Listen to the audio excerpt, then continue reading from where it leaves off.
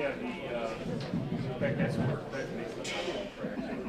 I'm working for old partners to run down. I don't drive perfect. I love it. But they stopped doing that about 3 years ago because it takes too long. Yeah. Well, good evening, ladies and gentlemen, and welcome to our September edition of Historic Presentation Night for the Michigan Flight Museum. As always, I'm Jeff Bush, your host for the night. How many first-timers here tonight? First time you've been to one of these programs? How many non-members? Have I got a deal for you? Did you know that as a member, you can come to this program without paying any additional? Yeah?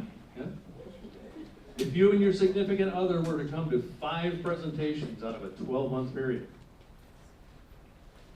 the rest of them would be free. It would pay for your membership. Especially with the deal right now.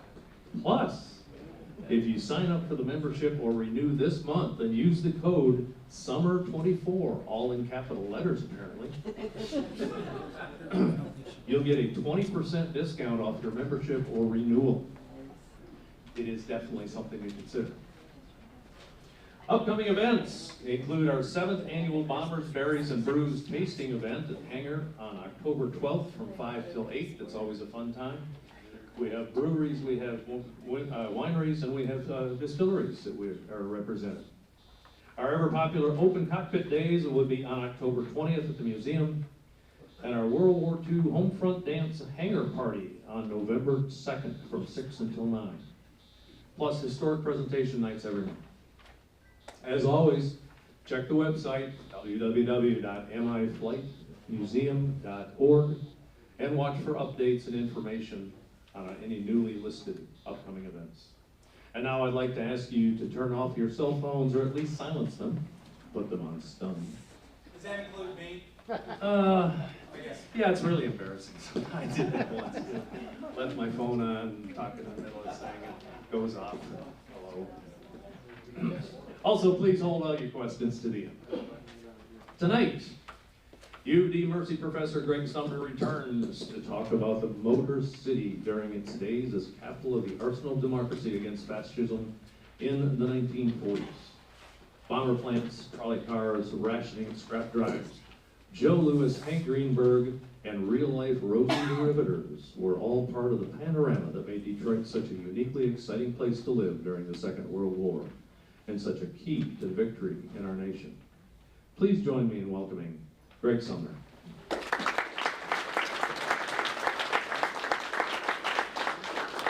Thank you, Jeff. So good to be back. I've spoken here twice, and so 3 is a charm. Maybe I'll get it right this time. And this is hallowed ground. Such a sacred place in the history of the United States and certainly of World War II. So delighted to be here. First thing I want to tell you is you guys are a lot different than my day job. I'm a college professor. I have 18-year-old dental hygienists and nurses and all kinds of people. And I'm supposed to get them interested in the Marshall Plan and the Civilian Conservation Corps and the Cuban Missile Crisis. You all know that stuff is interesting. They don't know much about it for the most part. Very few of our young people know that much history. That's why this place is so crucially important. And I am preaching to the choir.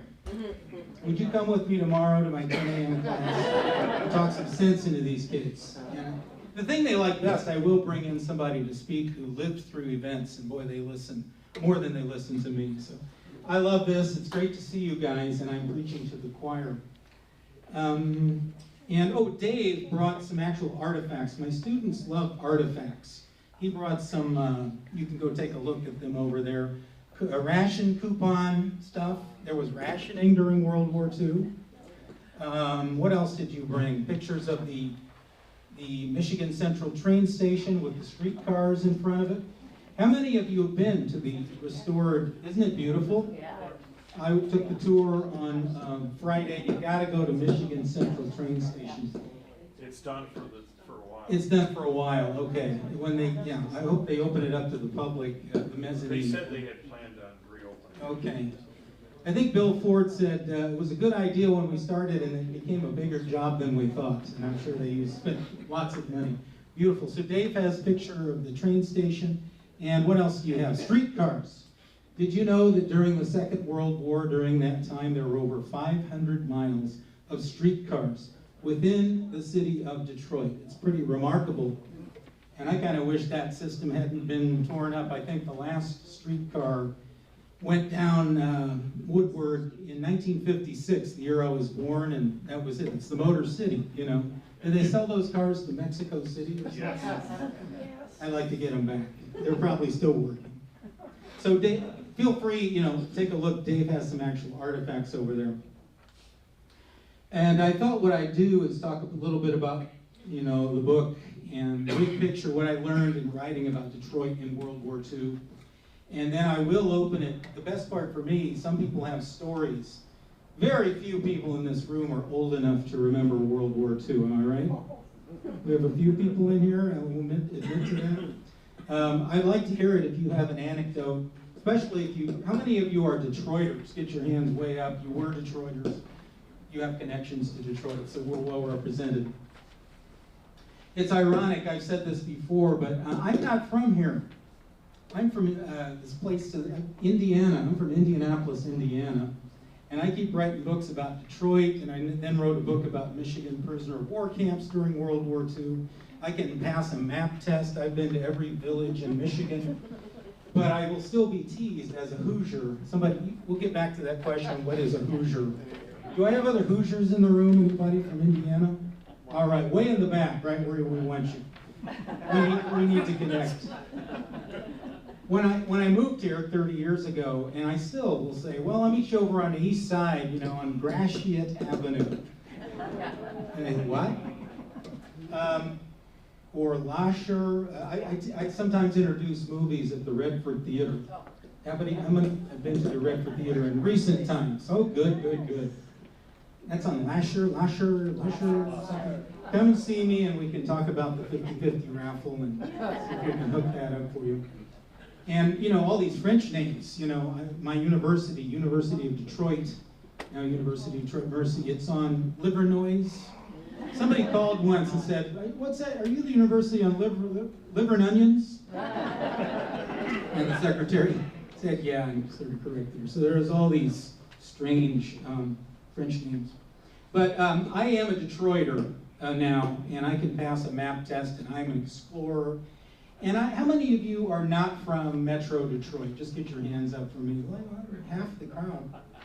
Maybe you other visitors, immigrants to the planet Metro Detroit, in Southeast Michigan, maybe you will agree with me that even though we didn't grow up in Detroit and have many of the experiences that Detroiters did, we see things as outsiders that people take for granted. You know, like, it's a very unique configuration here. And the one thing that blows my mind as a Hoosier, did you know that Canada's right across that river?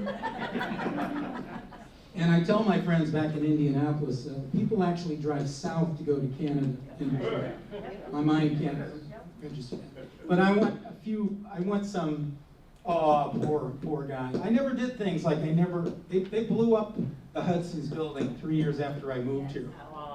So I never went to the, what is it, the Velvet Soup or something like that? Am I crackling? Am I making Something up with the mic itself. Okay, that's all right. I can fight through that. Redford, they're making popcorn all the time. So I never thought about Sanders Hot Fudge Sundae. I never rode a Boblo boat. I could go on. You want me to keep going? All these things that are Detroit experiences I came to late in the game, and the game was over in many cases. I'd like to see them bring back those Boblo boats. Ford Rotunda. How many were in the Ford Rotunda? Oh, beautiful building. Not really fireproof. Was that the 33 World's Fair in Chicago, Century of Progress? I think that building was built to last for 5 months. And I think it burned in 1962. Terrible. Apparently they had an amazing Christmas display, am I right? So I didn't have these experiences, but I come to you as somebody who kind of had fresh eyes looking at Detroit. And I just think it's an amazing place. And now if people mock or put down Detroit when I'm at a conference somewhere, I was in Seattle, Detroit, I want to fight them. I knew I was a Detroiter. You know, they don't know what they're talking about. Take your vegetarians and get out of here. I need Coney Island. Crazy coffee. I never had, crazy coffee. I never had better made potato chips. I could go on and on. Oh. I could send people on a potato There you chips. go. So I come to you with somewhat fresh eyes. The origin of this project, I've been teaching at Detroit Mercy and fell in love with Detroit. I got a call about a little over 10 years ago from the History Press. They do these local histories. It used to be featured in Barnes & Noble, if you can find one, or they're still there. They do local histories all across the country. And an editor there called me in my office at Detroit Mercy and said, we got a book on Baltimore in World War II. We got a book on Pittsburgh in World War II. Would you like to do a book on, and I stopped, yeah, I'll take it. You know, you're kidding me. Can I write it the way I want? Can I write it in an accessible way that even my students could be finding out about it? They gave me a blank check to do it the way I wanted, put the pictures in it I wanted, and it all worked out, and I've enjoyed talking about it. And you know, I said, the arsenal of democracy, you know, it's such a cliche. President Roosevelt, December 29, 1940, after he was safely reelected, he didn't bring it up before the election, his third term, actually, November of 1940. There's a lot of anti-war feeling in the country at that time, a lot of pacifism. People, the memories of World War I and the disaster that was for so many people were fresh in people's minds, so a lot of people were anti-war at that time. On that radio fireside chat, President Roosevelt said, the United States needs to become the great arsenal of democracy. Hence, a cliche was born. I'm not sure if he created that phrase. But what I discovered in digging into the research, talking to people, and finding out the panorama of what was the life like in the Motor City, you know, between 1940 and 1945, we did become the arsenal of democracy, and Detroit was the capital. Sorry, Pittsburgh. Sorry, aerospace industry over there in Southern California. Willow Run kicked your butt, and Rosie the Riveter belongs in Michigan, not there, okay? Many cities contributed, and certainly the home front is an amazing, almost miraculous story generally for the United States. And what I tell people, at the time President Roosevelt was speaking in late 40, and throughout most of 41 and most of 42, the bad guys were winning in World War. We were way behind. By the time that attack happened at Pearl Harbor, I mean, if this had been a football game, it would have been like 20-3 in the third quarter. We were way behind. Hitler controlled continental Europe. North Africa was at the gates of Moscow by the time of Pearl Harbor. The Japanese ran wild for 6 months, as Admiral Yamamoto told his superiors, yeah, if we knock out their fleet at Pearl Harbor, we can do whatever we want in the Pacific and Asia for 6 months, and that's about how it worked out. Yamamoto had studied at the War College and traveled the U.S. He'd been to Detroit, and he told his superiors, if we're going to attack at Pearl Harbor, we better win a quick war, because I've seen the factories in Detroit, and we can't win a long war. The bad guys were winning, and should I throw in the Italians? They were not really that major of a factor, though I love the Italian people. They were kind of, many were dragged into that war. We were far behind, and some of President Roosevelt's ideas in his State of the Union in 1941, he had, we're going to build 50,000 planes by the end of 1941. Just before the speech, he crossed it out and put 60,000. And many people thought he was many people didn't like him anyway, but a lot of people thought Roosevelt was off his rocker, these fanciful numbers. What I learned about the arsenal of democracy, and Detroit was the capital, no city more embodied the virtues, the values of that job of getting mobilized for war on the home front, more than Detroit. It is a miraculous story, it truly is miraculous. The first thing I would tell you is the production is even bigger than you thought. I mean, 8,686 B-24 Liberator bombers off the in an apple orchard. Wasn't this an apple orchard, or that's where Willow Run Creek originally was? You know, and it's amazing the quickness that was done. Although it took a little while to get the first planes off the line, as many of you probably know. The rapidity with which people pulled together, and the production is bigger than you thought, and the conversion was quicker than you thought. It's just an amazing story. They built this, Chrysler got a contract even before Pearl Harbor to build a tank factory way up at 12 Mile and Mound near Warren, I guess that is. There were still, you know, hunters shooting birds for the construction workers had to dodge out of scratch, using an Albert Kahn design, as was used also, of course, for virtually all the great industrial buildings, including Willow Run. I think Willow Run was its last commission.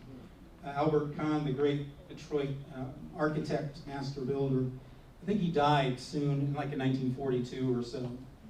And I just want to say one thing about Albert Kahn.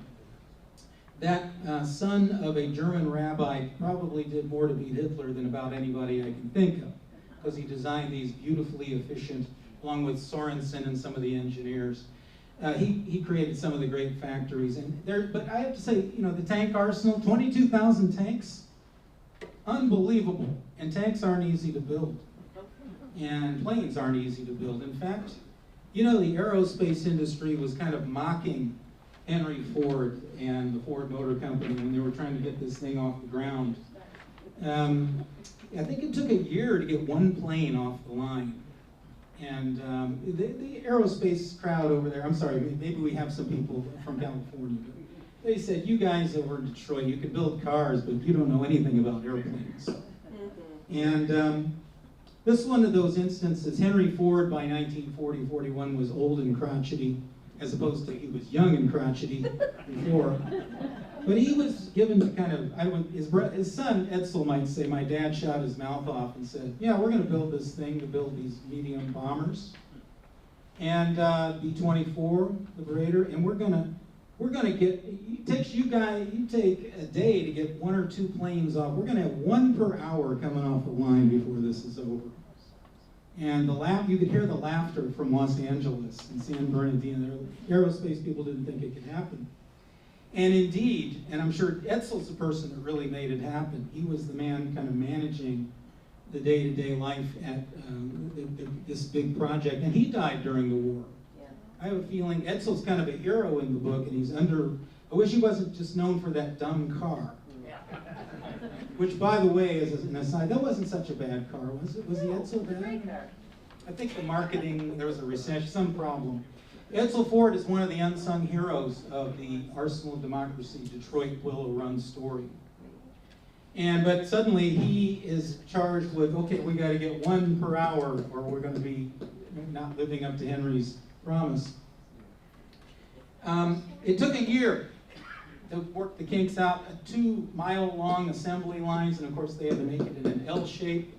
Henry didn't want the plant going into this horrible place called Wayne County, which had unions and high taxes and Democrats. And so Charles Sorensen had to figure out how to do the kink in the line there. The aerospace industry, when they were watching Willow Run struggle, they began to nickname it Will It Run. And boy, did that burn up the people here. Well, I would say they got it together by 42, by 43. By 44, there was one B-24 bomber coming off the line at Willow Run. Every 58 minutes, every 61 minutes, close enough, somewhere. They did it. Nobody thought they could do it. And of course, they couldn't have done it without the 42,000 workers at Willow Run, 1/3 of whom, get this, were women doing heavy jobs. I'm talking Rosie the Riveter. Even my students who don't know, they barely know what Pearl Harbor is. I show that image of Rosie with the thing, we can do it. They all know that, and especially the young women are inspired by Rosie the Riveter today. The women came in and did the job. And if I had to say what phrase captures the attitude of most people in Metro Detroit. I'm talking about metropolitan Detroit and the auto plants and so forth.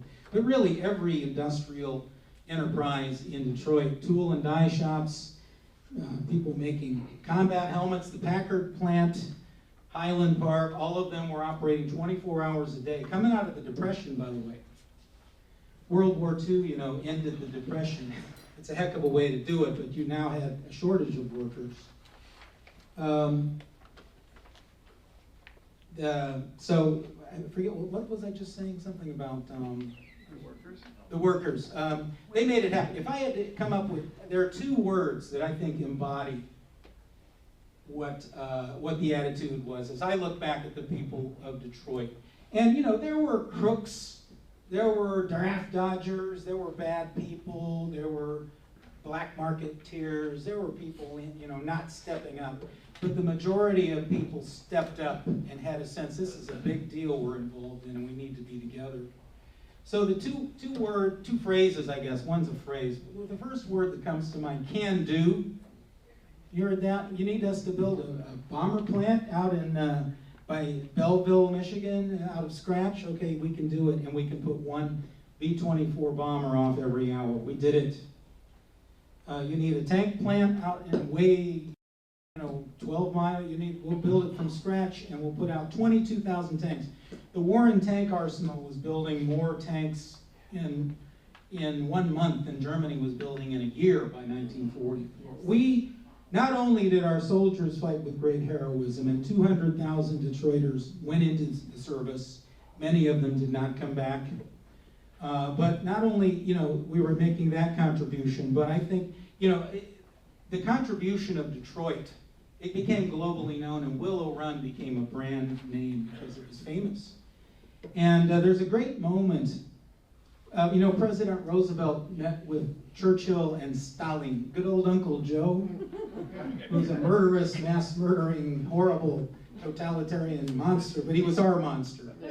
A lot of people forget we needed the Russians. They needed our deuce and a half Dodge trucks. They needed everything we could get to them. They had a summit meeting, Churchill, Roosevelt, and Stalin, and in November of '43 in Tehran, in Iran. And of course, Stalin insisted on breaking out the vodka. And he, at one point, they're drinking, and I don't think Churchill or Roosevelt were objecting to the vodka. The cigars coming, and cigarettes. But Stalin, of all people, raised a glass of vodka and said, "To Detroit, the city that is winning this war." And that's a guy that he didn't hand out praise easily. But there were many skeptics who didn't think we could do it. I always quote Goering, Hermann Goering, the arrogant ass that was Hitler's, I don't know what he was, Air Force, Reichsführer. Luftwaffe. He was, the Air Force. They never landed in England, did they? They never quite pulled Sea Lion off. Goering was asked. Yeah, there you go, exactly. They made ground contact, unfortunately. Goering was asked when Hitler was riding high after the spring of 1940, France fell in about 6 weeks. Goering gave an interview, and the reporter asked him, "Are you concerned about the United States possibly entering the war eventually, joining England?" And Goering said, "Americans only know how to make razor blades and refrigerators." Well, we jammed that down his throat with steel, so a lot of skeptics that this could even happen. So the scale of it is mind-boggling. It's even more than I thought it would be. This cliche, the arsenal of democracy, the speed with which the conversion happened is just mind-blowing. And I've got some slides of some of these things I'm talking about. There's another value as I look at Detroit that's inspiring to me today, and maybe some of you remember this thing. There was a unity in the country. There was a bipartisanship. People pulled together, not perfectly, but Republicans and Democrats.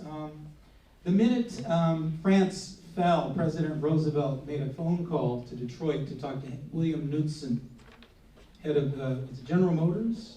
And Knudsen was a hard-boiled Republican like Henry Ford. He didn't like the New Deal. He didn't really care for Democrats and the president. But the president, Roosevelt, called Knudsen and said, will you lead our crash armaments program? And Knudsen's response was yes. Within 3 days, he was in Washington. He became one of those $1-a-year men. Republicans and Democrats working together. Isn't that amazing? I'm going to do my little Roosevelt impression. Let's see. Government, business, and labor working together. That's the end of my impression. So there was an unprecedented unity. It's too bad it took Pearl Harbor to make that happen. And nobody was perfect, but kids, you know, growing, I studied Detroit. It was a hopping place during World War II. I think kids actually had a lot of fun, even though they're worried about dad or their older brother in harm's way. They're scared to death that the Western Union man's going to come down their street, and everybody knows why he's there.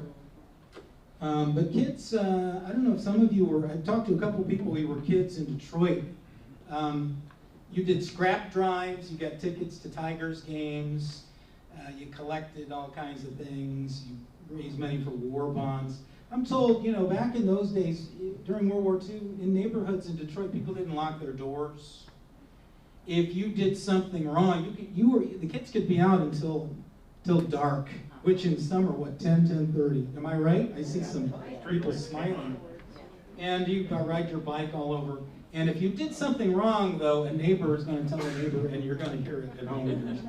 So there was a greater sense of community, I think. The neighborhoods were more intact, and more interaction. And so we've lost some of that. And but it can inspire us today to maybe reach for some unity. I said I'd give you 2 phrases that embody the arsenal of democracy, Detroit. One was can do. I think that's from a military setting where they use this can do attitude. We can do these things. There's one other word that I dug up, and I knew it, and now I use it all the time, and I want you to help me bring it back. Will you please help me bring this word back, because we need it today. If I had to say what the average Detroiter working in the war plants, women doing jobs that they weren't used to doing, driving streetcars, taxi cabs, plumbers, people pulling together, soldiers, I would say the word that describes Detroit best of all, if I had one word, the word is moxie. How many of you, raise your hand if you know what moxie is? Okay, you're not a normal crowd. Please come tomorrow to my class. It's a word that used to be, somebody raise your hand, I'll call on you. By the way, when I started passing those things out, some people looked faint, like I was handing out a quiz or something. They've been out of school for 60 years and tried to sneak out. Somebody raise your hand, tell me, what's your definition of moxie for those who don't know? Give me a definition. Guts. Guts! I like that. Intestinal fortitude. You don't have to raise your hand, just somebody blurt out. What is it? Determination. Determination. Chutzpah. Yes, that's what they said. I spoke about this at the Jewish Community Center, Bloomfield Hills. So the chutzpah, my young man. You get knocked down, you dust yourself off, and you get back to the job. So, moxie. Will you take a solemn vow? I will use the word moxie once a week anyway for the next calendar year. And let's get that word back in circulation, because moxie's a good thing. Somebody tells me I got moxie, I'm happy. I think I looked it up on Wikipedia. I think it actually was a soft drink. Am I right about that? Yes. And it's supposed to have vitamins that make you strong or something. At any rate, I'm not so sure about that. And then, you know, my book and my research, I talk about sports. You heard of Hank Greenberg, Joe Louis, people like that. I talk about civil defense drills, dim those lights. Neighborhood people doing civil defense. I talk about rationing. Did you know what was rationed during World War II? Rick, just blurt it out. What are some things that were rationed? Everything. Sugar. Rubber, you couldn't get tires. Nylon stockings. Nylon stockings. What did they use nylon stockings for? Parachutes, yeah. They came up with these substitutes. Leather. Shoes, you couldn't get shoes. Leather, anything leather goods. They came up with these substitutes, you know. But there's an interesting little Detroit story that I tell. I told you I'm a potato chip guy, right? The War Production Board was very strict about saying we have to preserve our resources. And food companies have to make only essential items. If it's a non-essential item, we're not going to make it. You're not allowed to make it. Everything goes for the war effort. So there's a company called Better Made Potato Chips. They were told, stop making potato chips. And exactly, people raised such a ruckus. There was actually telegrams, there were phone calls, angry letters. The war production reversed itself and said, okay, Better Made can make potato chips. It's a vegetable. It's very portable. Essential. It's essential, yeah, right. Just like Camel cigarettes and Coca-Cola. They give you a little zip. And you know, they gave all that stuff free to the soldiers so they'd come back addicted to Coke and cigarettes and all of that kind of thing. So it was good. You really wanted to be declared an essential business, and Better Made. I love the furor that got created. Movie theaters, there were over 100 movie theaters in the city of Detroit. Holy smokes. I MC sometimes at the historic Redford Theater, which is, I think, the last man standing as a neighborhood theater. How many of you are East Side Detroiters? Raise your hands. Not many. We're pretty far west, aren't we? How many are West Siders? Okay. Blurt out, what was your neighborhood, if you remember those eras, the 40s, what was your movie theater? Redford. The Redford Theater. Okay. The state. What is it? State. The State Theater? Who else had a neighborhood theater? Mercury. State Wing. State Wayne, other theaters. Everybody had a neighborhood theater. And it's interesting, you know, people got a little carried away with some of the anger and, you know, the Redford Theater is famous because it's designed, it's an Art Deco design. It was opened in 1928. It's a Japanese kabuki garden. It's beautiful, actually. And a few days after Pearl Harbor, they painted over those murals.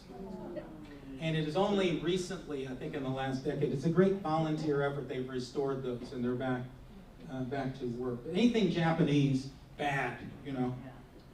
I discovered Italian prisoners of war at a place called Fort Wayne, down by the river. They were seen around town waving at girls. They were doing work jobs.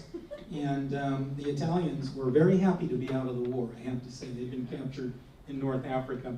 Why don't I go to some images here and I'll kind of narrate it through that. Let's see if I can get this working. I usually is it on? Actually, What? Might want to aim it at the She's the one. computer.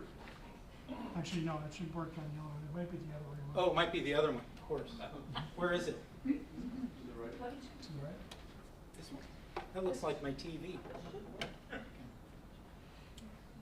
If I get around technology, what do you do? I just pressed this one, but Okay. it took a second. Okay, and should I point it this way? I think you can point it, normally it works if you don't have to point it directly there. Yeah, Okay. it's not directional. Okay. Maybe It's, just took a second. I'm glad I'm not flying a plane. Maybe I'll just push the button. Are you sure? Yeah, I'll just push the button. All right. There was a lot of anti-war sentiment. Isolationism. Lindbergh from Detroit was going around the country, America First. Roosevelt's trying to drag us into war, and I understand because World War II had only been 20 years earlier. And this is a group of mothers against the war. They don't want to, you know, they don't want to go into another war. They want to protect their families. And do you remember that President Roosevelt had a program called Lend-Lease? This is a group of mothers against going to war. This is in Detroit in 1940. And one person, they had a demonstration at Belle Isle too, and one placard said, "Mothers will not lend or lease their sons. We're not going to another war." Of course, that all changed overnight with Pearl Harbor, which, you know, the people in here who remember that event were probably too young to really know what it was. A lot of people didn't know what Pearl Harbor was when they heard about it on that Sunday afternoon on the radio. They quickly figured out what it meant.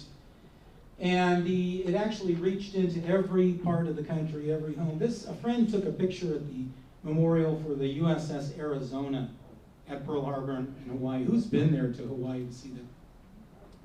If you look halfway down I think 3,000 men, mostly sailors, they were killed as a result of that morning.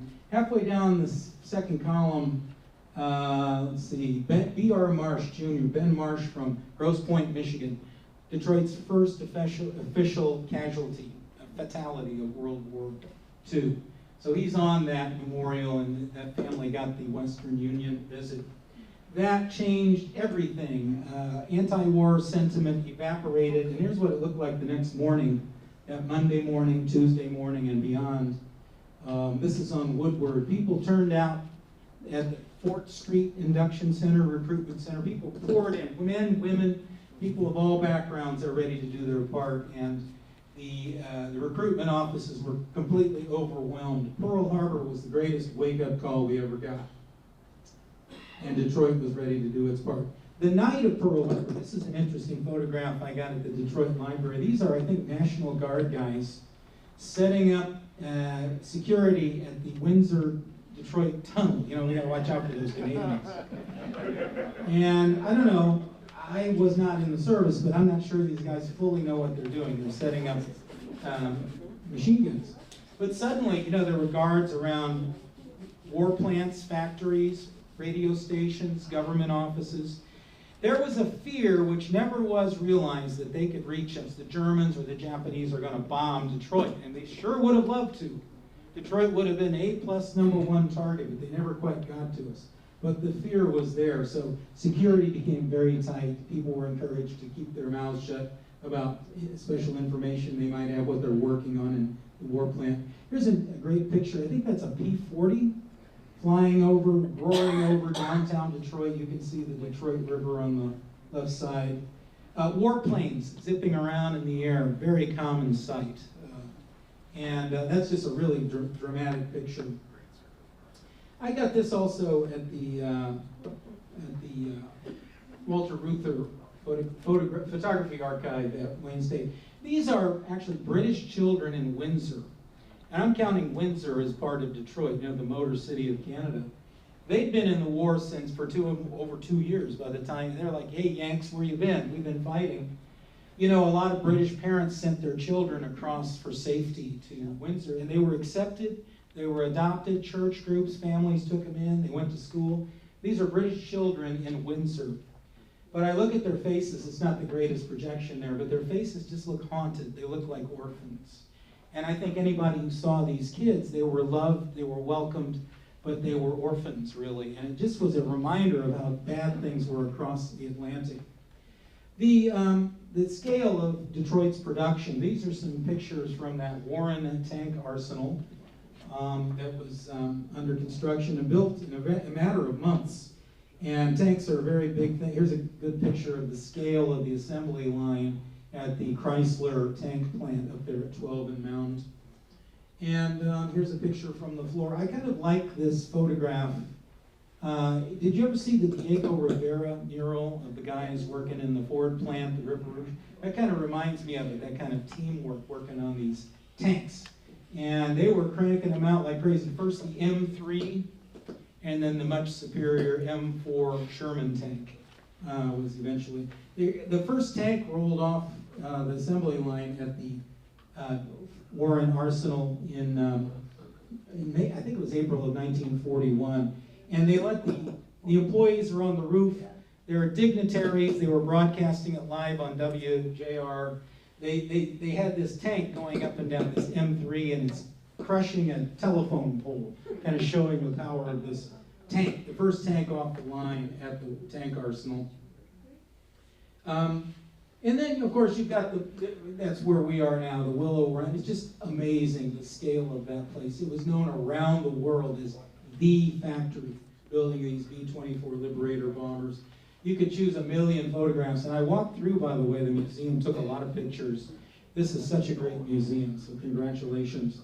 There's another picture of the assembly line for the Liberator bomber.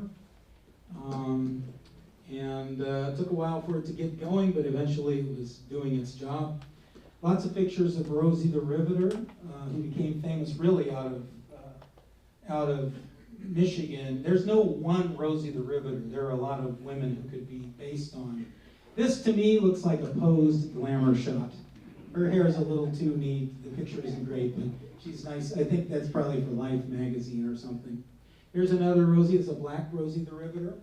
African Americans, women, Hispanic Americans, minorities of all kinds, suddenly had opportunities that they did not have before Pearl Harbor. And the reason was we couldn't waste anybody. Prejudice was there, racism was there, obviously, but there were new opportunities, and minorities, women, they seized those opportunities and they really delivered. And it really, I think World War II set the stage for the civil rights movement.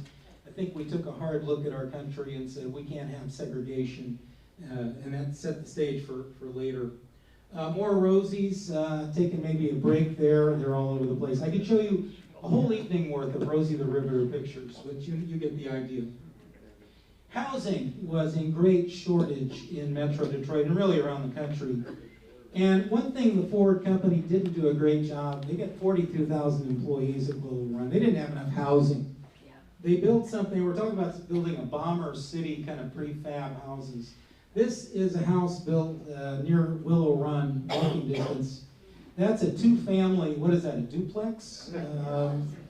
I don't know if it has, I guess it has electricity, it has heat, I don't know. People were in very crowded conditions. Housing was in deep, deep shortage. Still around the corner. Yeah, exactly. I want to take a little moment here and talk about the day the president visited Detroit, President Franklin Roosevelt. We wanted to make a secret tour in September of 1942 to see I want to see the war plants. I want to see what's going on. Take me around on his special train. And Eleanor actually accompanied him. She didn't usually travel with the president. But nobody was really told that he was going to be there except a few insiders. On the morning of September 18th, 1942, imagine you're a worker on the line building those tanks. They pulled in with the special train, and it was a big deal to move Franklin Roosevelt. Not only security, but he had to have ramps. He's hanging onto a railing there. He's waving at the workers. And somebody took a picture. Hello, yes, I'm here. And hey, isn't that Franklin Roosevelt up there? Oh my gosh. And he took a tour of the Warren Tank Arsenal with Eleanor. And Mr. Keller of Chrysler is sitting in the jump seat of his car as the president's automobile is going through the Warren Tank Arsenal. Eleanor didn't usually travel with the president at the time, but this was an important trip and a kind of big surprise to the people who were there. They drove them around the line, all parts of the factory. Then they took the president and Mrs. Roosevelt outside. They had a figure-8 track out there, and they said, we're going to show you the new M4 Sherman tank, Mr. President. And so they had 2 or 3 of them, and they were digging up dirt, and they were going fast and going over ditches and knocking down telephone poles.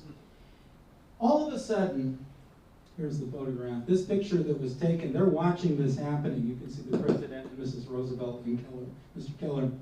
All of a sudden, one of these M4 tanks comes barreling right at the presidential automobile. I mean, right at it. Some person thought, well, let's show the president the braking system on this. You can imagine the Secret Service is horrified, and apparently the tank stops inches short or feet short of the president's car. And Roosevelt, everyone was horrified except Franklin Roosevelt. One thing about him, he was kind of fearless, and he just kind of laughed it off. Oh, yes, a good drive, my man, a good drive. He was sporting a good time. But I've often wondered, what if President Roosevelt had been flattened at the Warren Tank Arsenal in 1942? How would history have been different? It came close. That was the morning, and then the afternoon of that day, a surprise visit, a few people knew, to Willow Run. And you can see Edsel is the man in the back, with his back to you. You can see Henry is on the far side. You can see the people there. There's Roosevelt politicking, always. He's in the car. They have to carry him around, ride him around. It's very funny. Henry Ford loathed Franklin Roosevelt. And Edsel had to go send out a search party to find his dad that day. He said, I don't want to meet that president. They found him in the most remote part of Willow Run. And they basically had to drag him to meet the president and be a good host.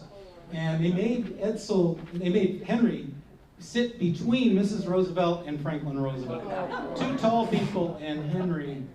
And then across in the jump seat were Sorensen and Edsel Ford. And Edsel Ford said, my dad just threw daggers at me the whole time. Especially when the workers are cheering Franklin. Oh, we love Franklin Roosevelt. So that was a rough day for Henry Ford. The caption in the book is Henry forces a smile. Production, you've got some beautiful posters and poster art in this building. I took pictures of virtually everything tonight. Speed, all kinds of safety, no absenteeism. We need we need to have heavy production. And you'd see these posters everywhere and advertisements. I just had to have a good old UAW poster. I like this. And anything where Hitler's getting his clock cleaned, I'm pretty happy about.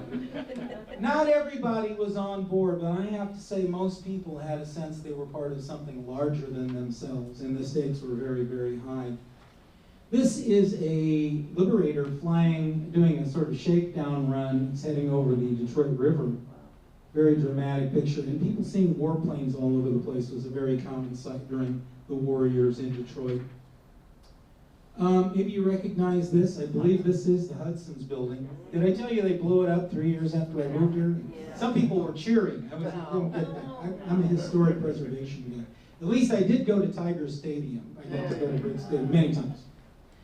That was allegedly the biggest flag, American flag in the world. Everything was patriotism, support for our troops. Definitely a consciousness that people here on the home front, we got to worry about what's happening to those guys that are giving their blood for us, and we're in a death struggle. I like this, one of my favorite pictures I had from the book. This is the Kenwood Bar. Where, I don't know, how many bars were there in Detroit in 1940? And they were open 24 hours a day. People had 3 shifts. You could go bowling at 2 in the morning. You could go to the drugstore. The restaurants were open. The city was hopping, jitterbugging, you might say. At the Kenwood Bar, I think it's a Near East Side bar, they came up with a ritual where they put a name for every neighborhood boy in the service up behind the bar. And people would come and they would put their fedora up there, and then they would donate to war bonds or something. So I just wanted to show, gosh, the war affected everybody in every walk of life, what they were eating, what they were consuming. This really shocks my students. Did you know there was a victory speed limit during World War II? Gasoline was in short supply, tires. Guess what it is? What was the speed limit technically, nationally, during World War II? What do you think it was? 45. And anything, they just slapped the word victory in front of everything. There was a beer, I was telling somebody, Coppett's Brewery on Atwater Street created the Victory beer, By the way, I don't think people followed this any more than they followed. Dave brought the wonderful he brought a book on streetcars, 500 miles of streetcar. This is Grand River, I think, downtown. As Kurt Vonnegut once said, I have seen the past and it works. I wish they had the streetcars now, but it's the Motor City. And I have a picture. This is Marguerite Watson, the first conductorette on the Detroit streetcar system. And there were many. There were women doing all kinds of jobs that the men were gone or there was a shortage. And she's on her way home after a day shift. What do I see up there? Kunzel's? Can you see that? What was it? Was that a drugstore or was that a? Yeah, I think it was a drugstore. Rival to Cunningham's, right? Did you know in Detroit there was a chain of what do you call them? This was Telenews on Lower Woodward. What do you call newsreels? There were newsreel theaters devoted strictly to playing 24 hours a day newsreels from the war front. That building is still there now. It's a nightclub. I don't go into it, but it opened in 1942 on Valentine's Day in Detroit on Lower Woodward. I think Hollywood celebrities came and they had a big thing. And they had a radio station in the basement. What I've been told, some people would go look at newsreels to maybe, is that my son in that big picture from the Pacific? They're looking for their loved ones. Now this is something, there are 2 things that my students really don't get about this period. One is, what is a jukebox? And the other one is, that took them that long to get the information. You know, you had to wait weeks and you had to go to a theater and watch a newsreel. Yes. By the way, you all laughed, so you know what a jukebox is. You know, the bars were hopping, the music scene, the nightclubs, the dance halls, the Vanity Ballroom on East Jefferson. 5,000 dancers could be out there. Maple floor with springs on it. They served no alcohol, only Vernors. You know, people had things to do. There were entertainments. They had places to spend their money. And I do want to say one thing about the musical scene in Detroit. Of course, you had a mix of people coming into the city. It was a very vibrant time for jazz and rhythm and blues, swing music and all that. Also country music. There was a duo, two brothers from Kentucky wrote a little novelty song that became very popular in Michigan. And it was called Hamtramck Mama. Now this is, you're all adults here. I don't know how much I can go into what the lyric is, but it is the story of a Rosie the Riveter who works hard on her shift and then, shall I say, parties hard. Okay, she shimmies during her off hours. The Hamtramck Mama, they just recorded this at a little recording studio on East Jefferson using, you know, they were just before shellac became unavailable. And it was sold, and they sold tens of thousands of copies of Hamtramck Mama. It was on every jukebox in town. Except in the city of Hamtramck. Mostly Polish, conservative community. The mayor got the city council of Hamtramck to ban its play in the city, which of course only increased its popularity. You can find Hamtramck Mama. Look for it on YouTube. You can hear it. And you can hear those spicy lyrics. You know, she's full of spirit. Then they said, okay, that worked. Let's do another one. They made one called Highland Park Mama. Didn't go anywhere, and they were out of shot. But look for Hamtramck Mama. Newsreel theater. People would get their news. African American. These are Tuskegee Airmen, the 332nd. There was a group of them stationed at Selfridge Airfield for just a few months. This photograph, these guys look like they're already done with the classroom. They want to get out and get their wings. And, you know, they were there at Selfridge, and, you know, but they were told, now when you're off base, be careful where you go. You can't go sit at a counter in a lot of these Cunningham drugstores. You can only go bowling on, you know, Negro night or colored night. You can only go certain times to go to the Fox Theater. Segregation, I'm sorry to tell you, was very much in place, not just in the South, but even in places like Detroit. So these guys are dedicated. They're this model group, hand-chosen, and they did it. They had an exemplary war record. These are part of the Tuskegee Airmen who came through Detroit, at least briefly. Speaking of segregation, racial conflict, you know, this is all kind of washed out. That's a burning car on Woodward, a burning streetcar. You know, unfortunately, the ugly story is racism was existing and segregation.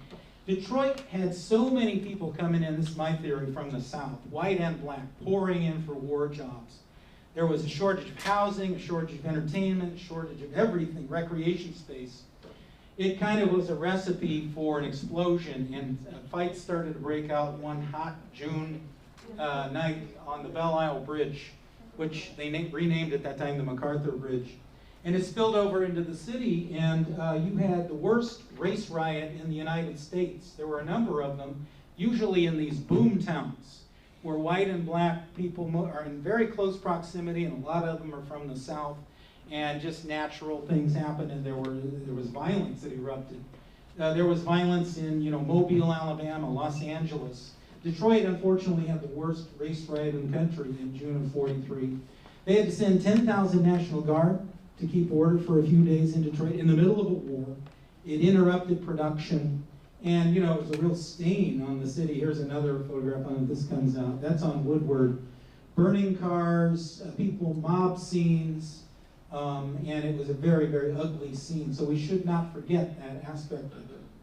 Here's a little political cartoon someone drew at the time, and I like this one. This is Hitler pinning a medal on Jim Crow, you know, some thug who's got a pile of bodies under him. And you can see the other cities where race riots occurred, and they tended to be these war boom towns. I think that rat-like figure in the background is Goebbels, his propaganda minister.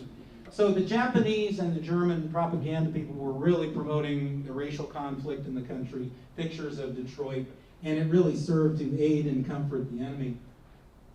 I mentioned there were prisoners of war at Fort Wayne, Italians.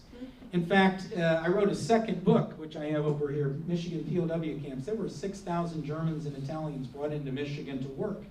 And at Fort Wayne, there were Italians. Now, I apologize for this photograph. Who are my Italians in the room? I have people of Italian descent. I love Italians.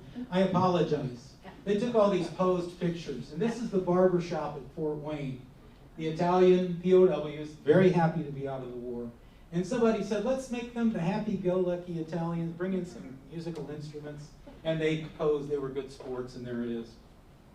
Sports. Everybody knows who these two people are at Briggs Stadium.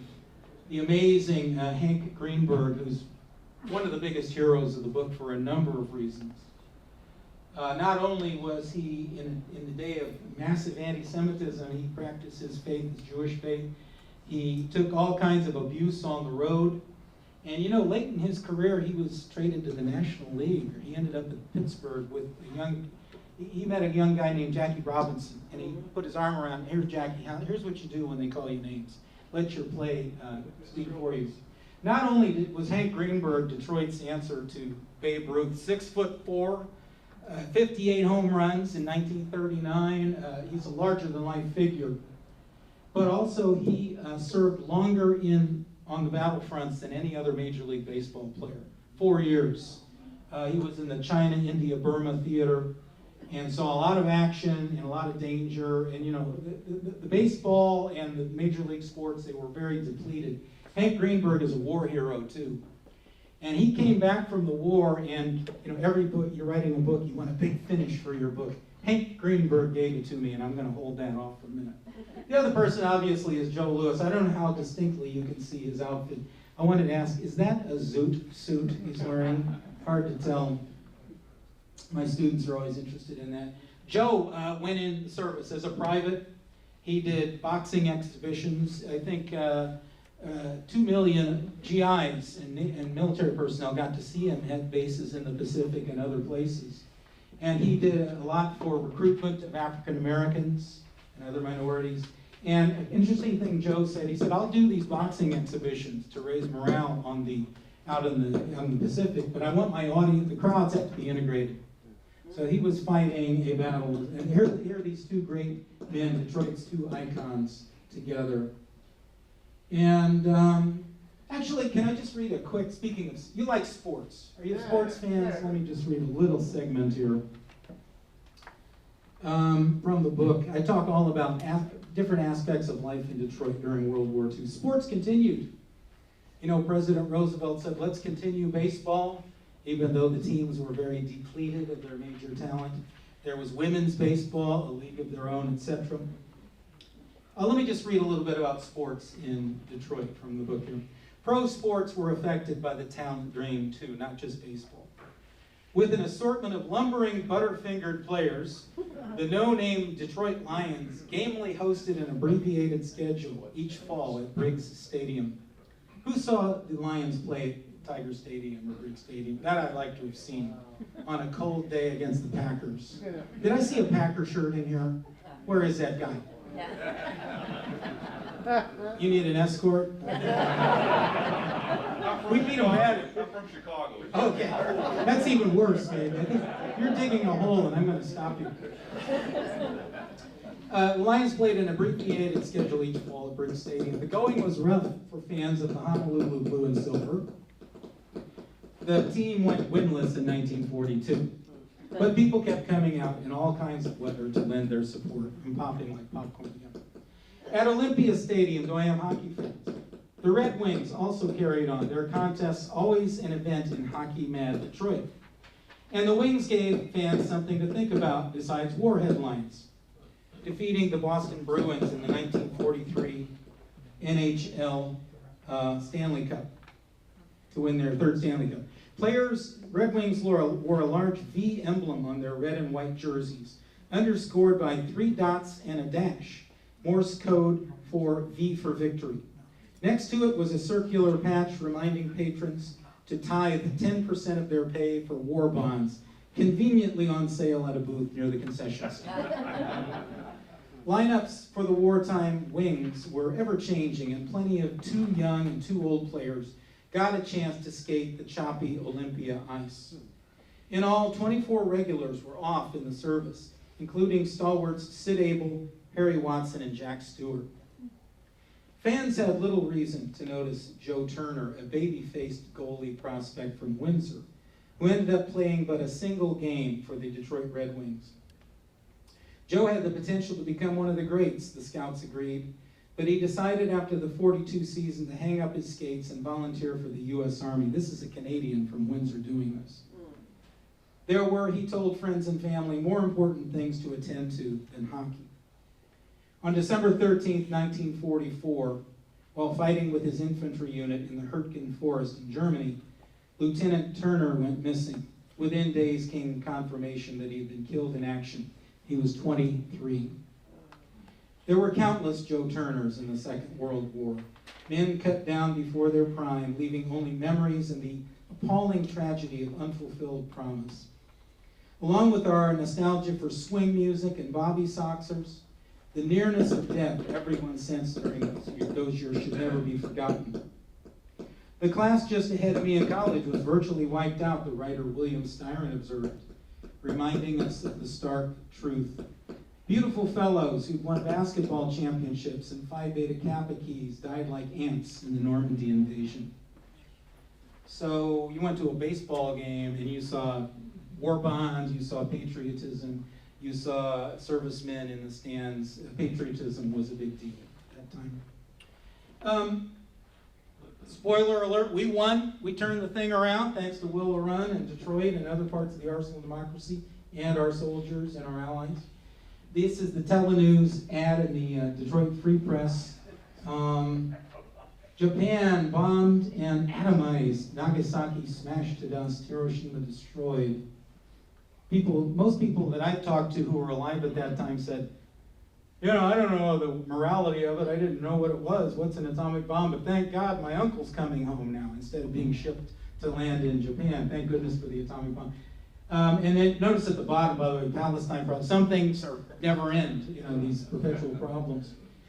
This set off VJ Day. VE Day was good, but VJ Day was even bigger on August 15th, 1945. This is Grand Circus Park, the day of VJ Day. And I've talked to people, it's the biggest party. Maybe some of you in here remember that day. You're a little kid and you're seeing people dancing in the streets and honking horns and all kinds of fun stuff. Here's a little picture of people there's a Chinatown, a small Chinatown in Detroit. I think it was near Cass or 3rd Street. And they came out to celebrate. The China had been terribly abused, bombed, invaded, and king and so forth. So they were cheering the victory over Japan. And there's a nice picture with a lot of pride there.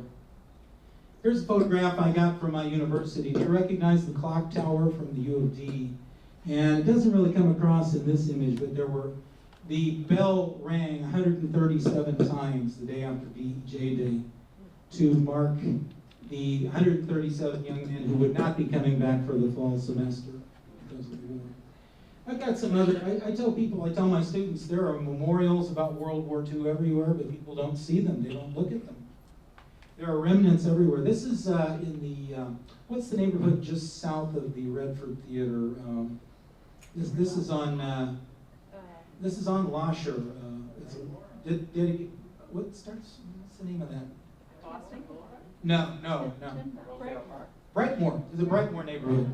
This was dedicated in 1942 to the 4 services, and people speed by this thing. It's fairly well maintained, but people don't even notice it. And so my job is to get people to stop and take a look. I went around town, took pictures, which are in the book. This is the famous Vanity Ballroom where they serve the burners, and teenagers would go there. It was good, clean, fun. It's a little decrepit now. It's still standing. I hope maybe somebody can preserve it like they did with Michigan Central. Here's another building that actually is being preserved. This was the Bluebird Inn, a jazz mecca on Tireman on the west side of Detroit. Did anybody pass by that? This is where a lot of the bebop musicians got their start. After hours, this was a jazz haven. The building still stands. I took this picture several years ago, and now the Detroit Music Conservancy has raised millions of dollars, and they're going to restore this building. So as a music fan, I'm delighted about that. World War II is everywhere. Anybody recognize the sign for a bar? This is 12 and Mound. This was opened in 1946 by the de la Malheur family. I think their son became a Hall of Famer for the Buffalo Bills. And what are they going to name their bar? The Victory Inn. Is this place still going? I haven't been downtown. And I tell, they have a good breakfast, I will say that. That's why, and is this place still going? This is right down the street. It's a cafe, an espresso bar, B24s. Now I have to say, I'm not knocking the younger generation, but as I walked around, I asked people, they're busy on their laptops. Do you know what B24 is? I have no idea, don't care. And I was just sort of, they were about called the cops on me. What are you doing? But that's why it's called B24s. I stopped at a McDonald's on the way here, and I asked for some directions because I'd kind of forgotten I was getting a coffee. And the entire young staff had never heard of Willow Run somehow. I'm telling the truth. So we need history. It needs to be taught. It needs to be modeled as something more than names and dates. And maybe stuff like this opens people's minds. This wonderful thing I borrowed, stole, all the Rosie the Riveter activities right here. And I sort of conclude my slideshow. This is the Broadhead Naval Armory on East Jefferson, not far from Belle Isle. And its inscription is Honor Peace. I just wanted to end on a nice note like that. I've talked way too long. Who's got some stories? I don't know if you want to turn lights on again, or somebody raise your hand if you have a memory of World War II or an anecdote or a story. And I'll hold the microphone and you can talk. My father worked here in Willow Run from February of 42 till June of 45. And I don't miss a little trivia. The largest draft call up of World War II was June of 1945. 440,000 men lost their deferment for, he was a machinist. And was he one of them? He was in Fort Lewis, Washington, preparing for the invasion of Japan when the bombs were dropped. He got to come home. Thank God for the atomic bomb. And here's a little trivia also. I wrote a book on Willow Run, so I did a lot of research. Bill Knutson really kept Detroit in business. When he was on the National Advisory Aviation Committee, they wanted to shut down the auto industry because these evil people in Detroit were making too much money.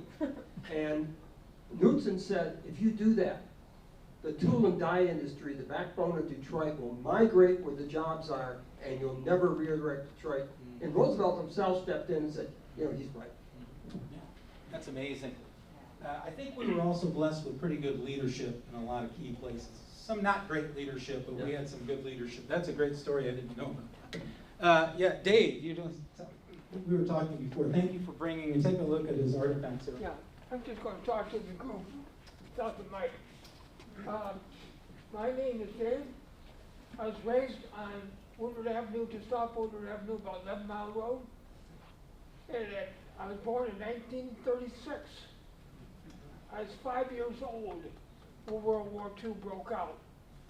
I still remember very vividly at school climbing under the desk because of an air raid. And at 5 years old, you're wondering, are you going to see your mother or father that night? The other thing that happened was that there were blackouts. No lights on anywhere. Our block had an air raid warden who lived across the street, Mr. Brown. He had a helmet, a flashlight. You did not have a light on. One night, we were listening to a radio with a little light on. We had a knock on the door. There was Mr. Brown. Oh my gosh. I could see your light from outside. Either cover it or turn it off. You did not dare to be outside unless you had a very, very good excuse. I asked my mother one night during one of these blackouts how it was going to end. She said, I do not know. That's how serious it was, folks. Rationing going on. Everything was rationed. I got a book over here you can take a look at.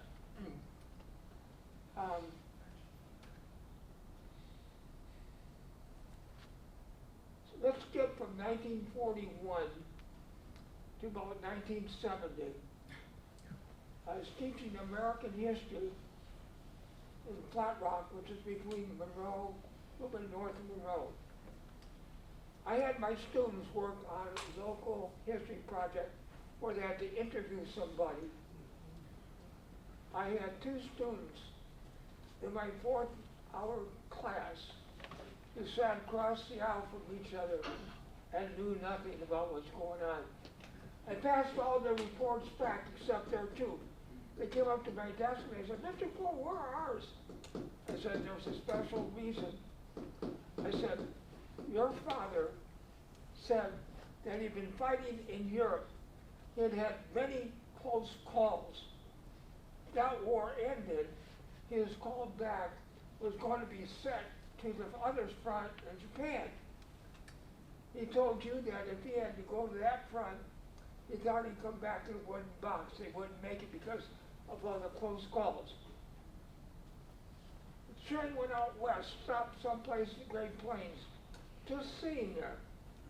The guys couldn't figure out what was going on. What was going on was a girl across the aisle from her.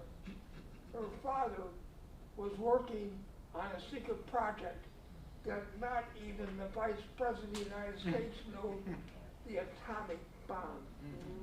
This gal brought in the tags and all the things that you would have to have in order to get on the base where they're building the bomb.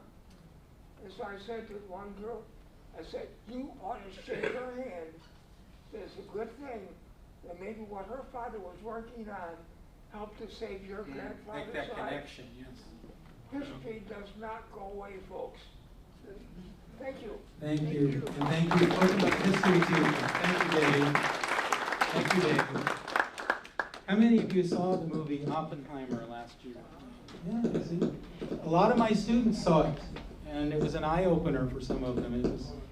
And some of them saw, what's the other one, Barbie.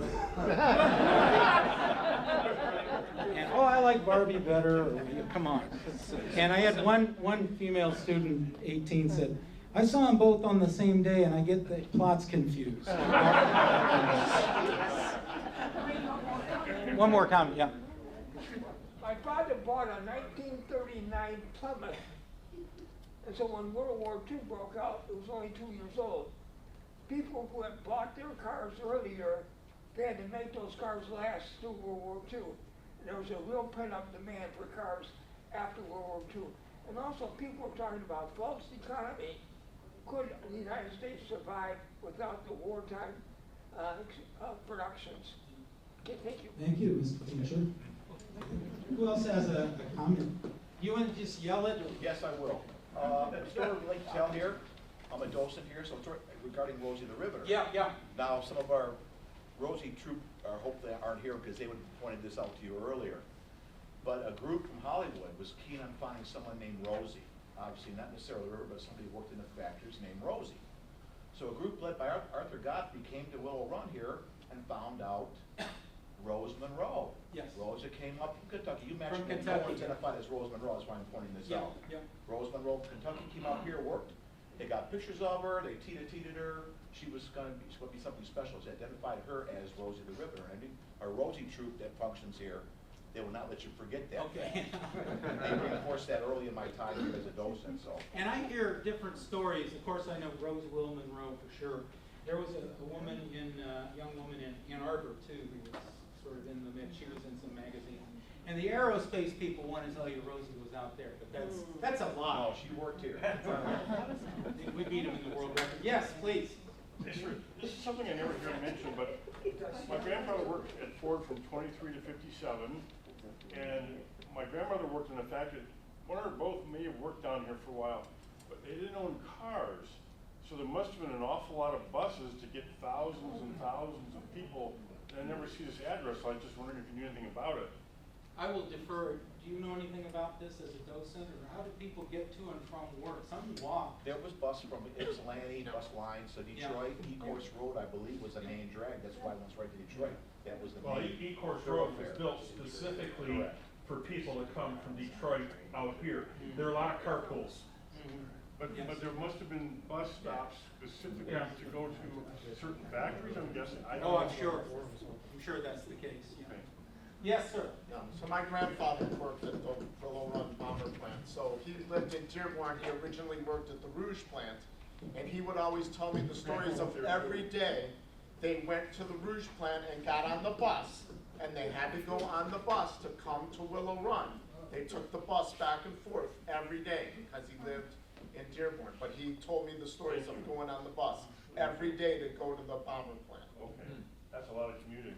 So they would all meet at the Rouge, which was originally where they worked. They would get on the bus and they would My come out grandfather to was the at the Rouge for a while too, I know that, so. Highland Park and Rouge. I was told of a woman whose children were staying with somebody in Farmington or Farmington Hills while she was working here, and she'd only get a chance to see them on Yeah. weekends. I'm sure that was a common Yeah. issue. I think we have time for maybe one more. Did I see another hand up somewhere? I've got a quickie, right? Yeah, quickie, yeah. My father, since he worked here so long, graduated Detroit, the Ford Trade School. They gave him a job of setting up small jobs around within about 100 miles of Willow Run. The Ford dealers back in the old days had machine shops, lathes, drill presses, and there were a lot of small jobs at Willow Run because they couldn't get the people here. They farmed the work out. So he had the responsibility of setting up tooling, watching production in these small plants. And he was given a 1942 Mercury by Ford Motor Company, and in the glove box he had a letter that said he was on emergency wartime and the speed limit laws didn't apply to him. And so he was driving this Mercury 100 miles an hour Oh, gosh. up M53 to Van Ax to go to the Ford dealer there, and there was a cop coming the other way. And the cop put on the red light, turned around, pulled him over, and said, you know, there's a war on, and we have speed limits, and you're not observing them. He whipped the light around and says, I've got to keep the bomber plant open. And the cop said, let me escort you into the You couldn't invent this stuff. And I'm going to take these with me as I give talks. One more, yes, please. You mentioned the Better Made potato chips. Oh, let's talk about it. So Hershey candy bars were essential. Yeah. Camel cigarettes were essential. Coca-Cola. Coca-Cola, yeah.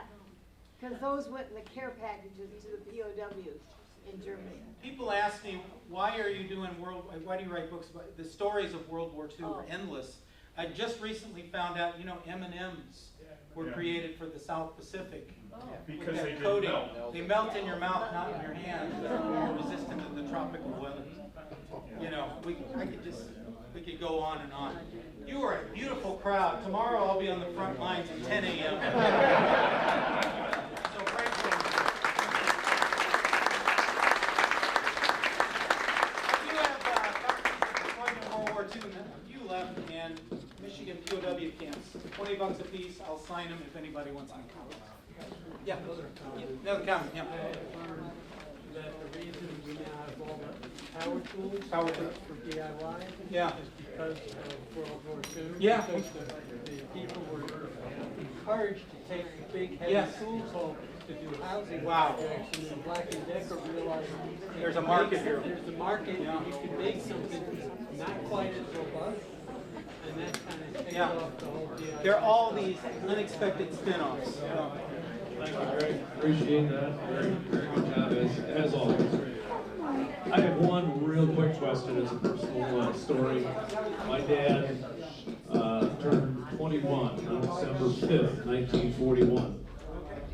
On December 6th, 1941, my parents got married.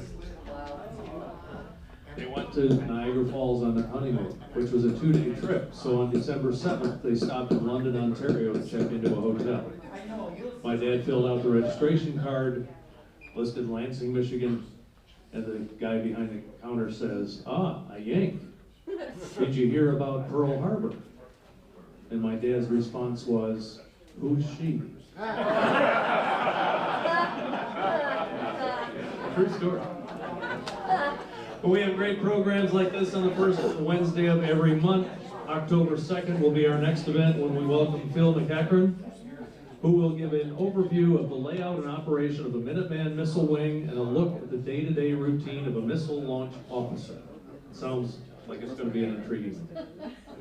For attendees who got into tonight's program for free because you're members, even without that 20% discount, please remember the donation boxes off to the side here and out in the hallway. They are hungry. If you can drop a $5 bill in there, it would be appreciated. Your support does go a long way. And again, Becca, thank you as always for putting together this program. Thank you all for coming out tonight. Until next time, bye-bye.